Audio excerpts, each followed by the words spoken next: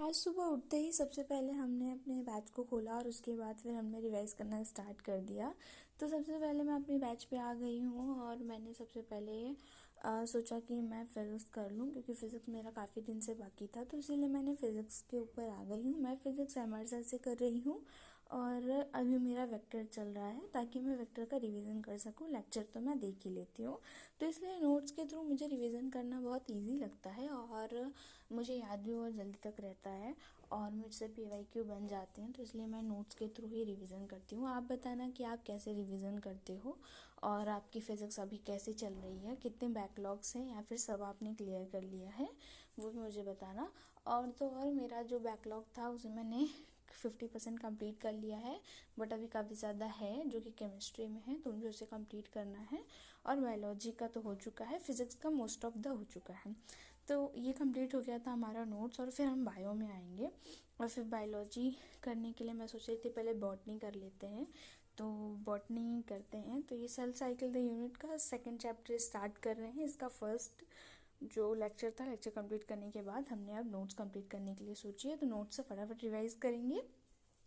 और जो बायोलॉजी में है ना मेरा, तो अभी बॉटनी काफ़ी ठीक ठाक चल रहा है, लेकिन बॉटनी मुझे बहुत सारी चीज़ें भी करनी है, क्योंकि मैं पढ़ तो बहुत ज़्यादा लेती हूँ लेकिन फिर रिवीजन ना करके नहीं कर पाने की वजह से मैं बार बार चीज़ें भूल जाती हूँ, फिर मुझे कुछ याद नहीं रहता और फिर मुझे दोबारा से लेक्चर देखना पड़ता है, दोबारा से नोट्स पढ़ने पड़ते हैं, सब कुछ बार बार करना पड़ता है। तो अब हम आ गए हैं जियोलॉजी पर और ये वाला जो हमने 9th कल कर लिया था, तो आज 10th लेक्चर हम कंप्लीट करेंगे। तो देखो, सारे लेक्चर कंप्लीट करना बहुत इंपॉर्टेंट है और जल्दी से सारा करना पड़ेगा, नहीं तो फिर बहुत ज़्यादा पीछे हो जाएंगे, टाइम बहुत कम है हमारे पास।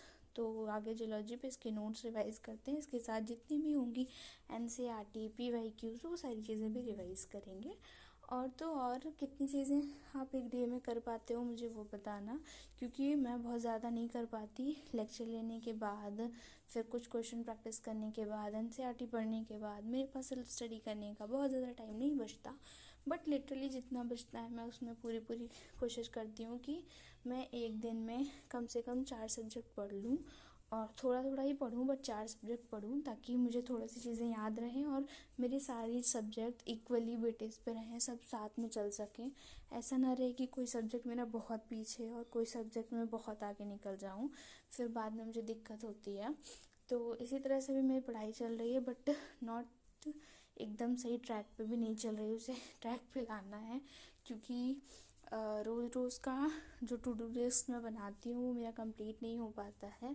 90% होता है, 80% होता है,